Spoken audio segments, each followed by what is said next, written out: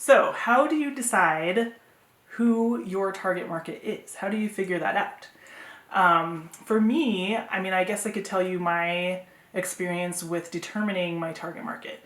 When I was doing my business planning, I kind of guessed at first. I was like, who needs photography for their business? Well, pretty much any business, really, could use what I have to offer. But as I quickly discovered, not every business needed specifically what I had to offer, and not every business was willing or able to pay for exactly what I had to offer to them. So I started just putting it out there, like, this is what I have to offer. And I just paid attention over the last couple of years as I was doing sales calls or meeting with people, telling them about what I have to offer. I just paid attention to what people would say to me who hired me, or what they had in common. So I started to just look at, who hired me, who was willing to pay for it, who valued it and could really use it and had a lot of success with what I had to offer them, and what did they all have in common with each other. Because surprisingly, most of my clients are all from a different industry. Like, I have very few clients who are all like dentists, for example, or chiropractors. Like, most of my clients all do something different. So I was like, obviously my target market isn't just dentists, which, I could take that and run with it and just market to dentists. That would probably actually be easier.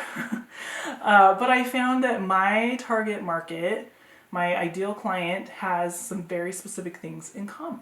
So I discovered that a lot of people hire me when they are rebranding or remodeling their office or redoing their website. It's a very common one. They've been in business for a while, their image is a little rusty and old, and so they're stepping it up a notch, they're cleaning things up, they're wanting to look more modern.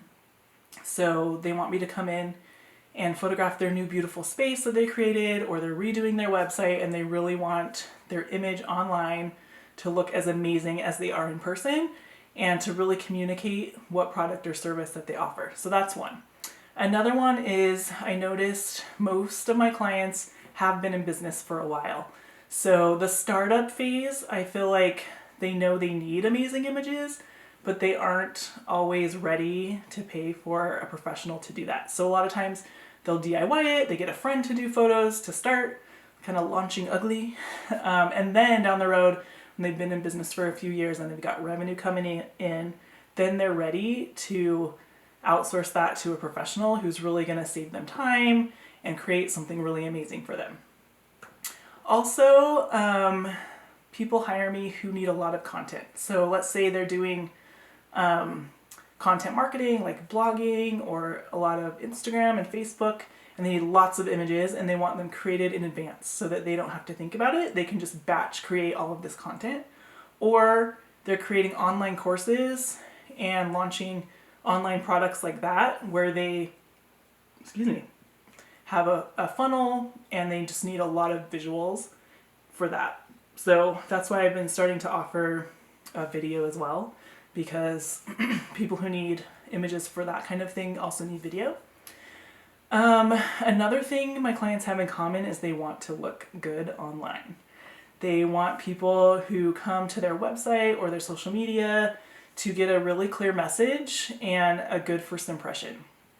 So a lot of times, if it's a company who that's really important to them, they really value that. Maybe they aren't in the higher revenue bracket. Like, most of my clients are bringing in at least $1 million or multi-million into the revenue in their business.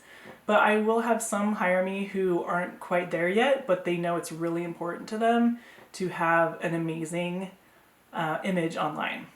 So those seem to be the commonalities that my clients have. So I'm not necessarily looking for a certain industry. It's more a type of client who has those needs, and those are the needs that I can fill for them. So that's one way that you could determine your target client. Just like start offering what you're offering, and then take a look at the people who are hiring you and see what they have in common. You could also look at if you have analytics that you track. This is one reason I ask questions a lot before people hire me, and then after, that was one way I was able to determine what a lot of things that these people had in common, outside of just talking to them. Asking them, what is your revenue? A lot of people don't want to answer that question. For me, it's just is a curiosity to see where are you at in your business and compared to other people who are hiring me. And asking questions, looking at analytics on your social media, blogs, that kind of thing. You could get an idea of ages, locations of people. Those could be a determining factor in who your ideal client is and where they're from, what they're doing. If you really want to get into numbers, you could go down to the Spokane Library if you're local here, meet with the business librarian there. They can help you look up some crazy things online, some numbers about, shopping habits of specific people you're working with, especially if you're like in retail. You can look up like credit card habits of certain people and see where they live and how much their homes are worth. You can find out some crazy stuff about your target market by doing some research there. And that's an amazing resource that we have here in Spokane. If you're not in Spokane, those resources are probably available either through the Small Business Administration or maybe your public library.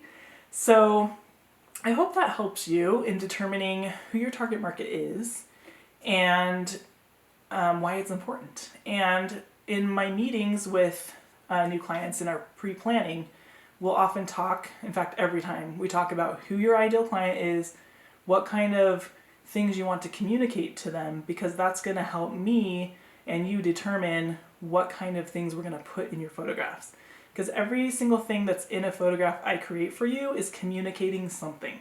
So I'll probably do a separate video on visual communications and why it's different than just creating a pretty picture. And knowing your target market is really important for helping us determine what we should put in your images.